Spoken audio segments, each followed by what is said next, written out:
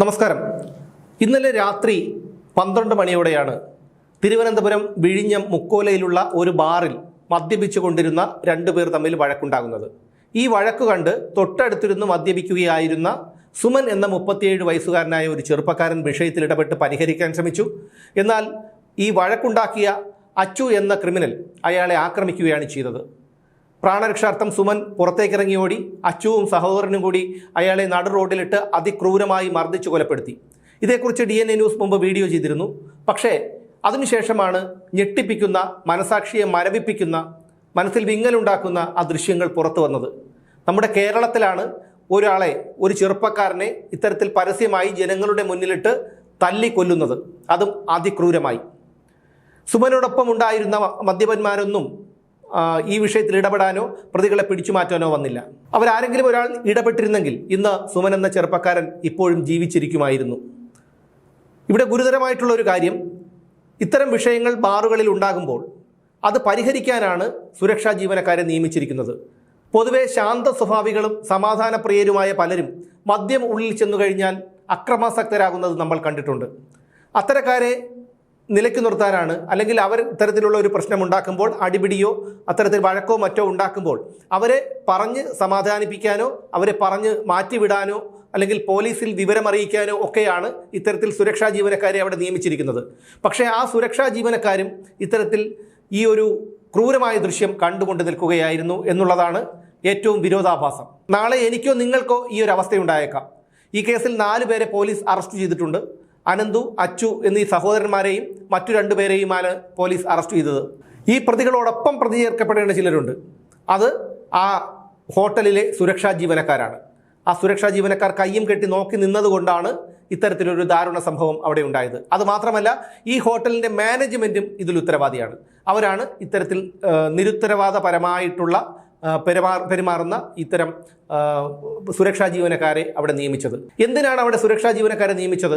ഇത്തരത്തിലുള്ള സംഭവങ്ങൾ ഉണ്ടാകുമ്പോൾ അത് പരിഹരിക്കാൻ വേണ്ടി മാത്രമാണ്. അല്ലാതെ അവർക്ക് യൂണിഫോം ഇട്ട് വടി വിഴുങ്ങിയതുപോലെ അവിടെ നിർത്തി ശമ്പളം കൊടുക്കാനായിരുന്നെങ്കിൽ അവിടെ അത്തരത്തിലൊരു സംവിധാനം ആവശ്യമില്ലായിരുന്നു. പക്ഷേ ഇത് തീർത്തും നിർഭാഗ്യകരമായിട്ടുള്ളൊരു കാര്യമാണ്. എന്ന് മാത്രമല്ല, ഈ ദൃശ്യങ്ങൾ നമ്മളെ ഭയപ്പെടുത്തുന്നതാണ്. നാളെ ഒരുപക്ഷെ എനിക്കോ നിങ്ങൾക്കോ ആയിരിക്കാം ഇത്തരത്തിലൊരു അനുഭവം ഉണ്ടാകുന്നത്. നമ്മൾ വെറുതെ പോകുമ്പോഴായിരിക്കാം ഇത്തരത്തിൽ മദ്യപിച്ചോ അല്ലെങ്കിൽ മയക്കുമരുന്ന് ഉപയോഗിച്ചുകൊണ്ടോ അക്രമാസക്തരായ ആരെങ്കിലും നമ്മുടെ മേൽ ചാടി വീഴുന്നത്. ഇതെല്ലാം കണ്ടുകൊണ്ട് നിൽക്കുകയുള്ളൂ നമ്മുടെ മലയാളികൾ. മറ്റേതെങ്കിലും ഒരു നാട്ടിലായിരുന്നെങ്കിൽ ഇത്തരത്തിലൊരു നോക്കി നിൽക്കൽ ഉണ്ടാകുമായിരുന്നില്ല. മനസാക്ഷി മരവിച്ചു പോയിരിക്കുന്നു മലയാളികൾക്ക്. എന്തൊരവസ്ഥയാണ് ഈ കേരളത്തിലെ അവസ്ഥ! ഒരിക്കലും നമുക്ക് സുരക്ഷിതമായി ജീവിക്കാൻ പറ്റാത്ത ഒരു സംസ്ഥാനമായി കേരളം ഓരോ നിമിഷവും മാറിക്കൊണ്ടിരിക്കുന്നു എന്നുള്ളതാണ്. ഇവിടെ ഇത്തരത്തിലുള്ള കൊലപാതകങ്ങളൊക്കെ നടക്കുമ്പോൾ അതിനൊരു ഒളിവും മറയുമൊക്കെ ഉണ്ടായിരുന്നു. ഒന്നുകിൽ പ്രതികളെ കൊല്ലാനുള്ള ഇരയെ തട്ടിക്കൊണ്ട് പോയി ആരും കാണാത്ത ഒരിടത്ത് വെച്ചായിരിക്കും ഇത്തരത്തിലുള്ള ആക്രമണങ്ങളൊക്കെ നടത്തുന്നതും കൊലപ്പെടുത്തുന്നതുമൊക്കെ. പക്ഷേ ഇന്ന് വീട്ടിൽ നിന്ന് വിളിച്ചിറക്കുന്നു, വീടിനകത്ത് കയറി ആക്രമിക്കുന്നു. ഇത്തരത്തിൽ ജനമധ്യത്തിൽ വെച്ച് വരെ ആക്രമിക്കാനായി ഇവർക്ക് ധൈര്യമുണ്ടാകുന്നു. അയാൾ മർദ്ദനമേറ്റ് നിശ്ചലനായി മൃതപ്രായനായി കിടക്കുമ്പോഴും പ്രതികൾ പറയുന്നത് ചവിട്ടടാ, കേസ് വന്നാലും നമുക്ക് നോക്കാം എന്നുള്ളതാണ്. അതായത് നിയമത്തിനെയൊന്നും ഒരു ഭയവും ഞങ്ങൾക്കില്ല എന്നുള്ളതാണ്. ഈ ബാറിൻ്റെ പേര് നമ്മുടെ മലയാളത്തിലെ ഒരു മാധ്യമങ്ങളും പറഞ്ഞതായി ശ്രദ്ധയിൽപ്പെട്ടിട്ടില്ല. ഒരു ബാർ, വിഴിഞ്ഞത്തെ മുക്കോലയിലുള്ള ഒരു ബാർ എന്ന് മാത്രമാണ് നമ്മുടെ മാധ്യമ സിംഹങ്ങൾ പറഞ്ഞത്. എന്നാൽ പോർട്ട് പാലസ് എന്ന് പറയുന്ന ഒരു ബാറിലാണ് ഈ ദാരുണ സംഭവം അരങ്ങേറിയത്. അതാരുടെ ബാറാണെന്നൊന്നും അറിയില്ല. എന്തായാലും നമ്മുടെ മാധ്യമപ്രവർത്തകരെ വേണ്ട രീതിയിൽ ഈ ബാർ ഉടമകൾ കണ്ടിട്ടുണ്ടാവും. അതുകൊണ്ടായിരിക്കാം ആ പേര് മറച്ചു വെച്ചുകൊണ്ട് അവർ ഈ വാർത്ത റിപ്പോർട്ട് ചെയ്തത്. ഈ കേസിൽ തീർച്ചയായും ഈ ബാറിലെ സുരക്ഷാ ജീവനക്കാരെ പ്രതി ചേർക്കണം, ഹോട്ടൽ മാനേജ്മെൻറ്റിനെ പ്രതി ചേർക്കണം. ഇല്ലെങ്കിൽ ഇത്തരത്തിലുള്ള സംഭവങ്ങൾ ഉണ്ടാകുമ്പോൾ ഇതൊരു പ്രോത്സാഹനമാകും ഇവർക്ക്. ഞാൻ നേരത്തെ പറഞ്ഞതുപോലെ 1-2 ആഴ്ച റിമാൻഡിൽ കഴിഞ്ഞതിന് ശേഷം ജയിലിൽ നിന്ന് പുറത്തിറങ്ങി അവർ ഇത് ആവർത്തിക്കും. എന്താണ് ഉണ്ടാകുന്നതെന്ന് ഇവർക്ക് നന്നായിട്ടറിയാം. 1-2 ആഴ്ച ജയിലിൽ കിടന്ന് 2 കരമടച്ച രസീതും 10,000-25,000 രൂപയുണ്ടെങ്കിൽ തീർച്ചയായും ഇവർക്ക് ജാമ്യം നേടി പുറത്തിറങ്ങാനാകും. അത് കഴിഞ്ഞാൽ ജയിലിൽ ചെന്നാലോ അവിടെ ചിക്കനും മട്ടനും ഉൾപ്പെടെയുള്ള വിഭവങ്ങൾ കൊണ്ട് അവർക്ക് ആഹാരവും കിട്ടും. അപ്പോൾ അതുകൊണ്ട് അവരെ സംബന്ധിച്ചിടത്തോളം ജയിലായിരുന്നാലും പുറത്തായിരുന്നാലും ഒരുപോലെ തന്നെയാണ്. ഇവിടെ എനിക്ക് പറയാനുള്ളത്, ഈ ദൃശ്യങ്ങൾ കണ്ടതിൻ്റെ അടിസ്ഥാനത്തിൽ, അതായത് മുമ്പ് ഈ ദൃശ്യങ്ങൾ കണ്ടിരുന്നില്ല, ഈ ദൃശ്യങ്ങൾ കണ്ടപ്പോൾ സത്യം പറഞ്ഞു കഴിഞ്ഞാൽ മനസാക്ഷി മരവിച്ചു പോയ മനുഷ്യരാണ് അവിടെ കണ്ടുകൊണ്ടു നിന്നത്.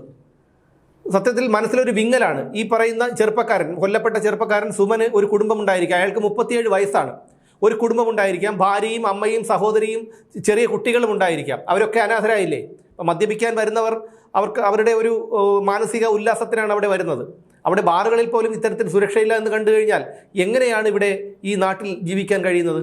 അതുകൊണ്ട് തന്നെ ഈ സുമൻ എന്ന ചെറുപ്പക്കാരനെ തല്ലിക്കൊല്ലുന്നത് കണ്ടുകൊണ്ട് നിന്ന് രസിച്ച ഈ ദൃശ്യങ്ങൾ മൊബൈലിൽ പകർത്തി അത് പ്രചരിപ്പിച്ചവർക്കെതിരെ കേസെടുക്കണം. എന്നതിലുപരി ആ ഹോട്ടലിലെ ജീവനക്കാർക്കെതിരെ, സുരക്ഷാ ജീവനക്കാർക്കെതിരെയും കേസെടുക്കണം. അവരെയും പ്രതി ചേർക്കണം. ഇല്ലെങ്കിൽ ഇനിയും ഇത്തരം സംഭവങ്ങൾ ഇനിയും ആവർത്തിക്കും.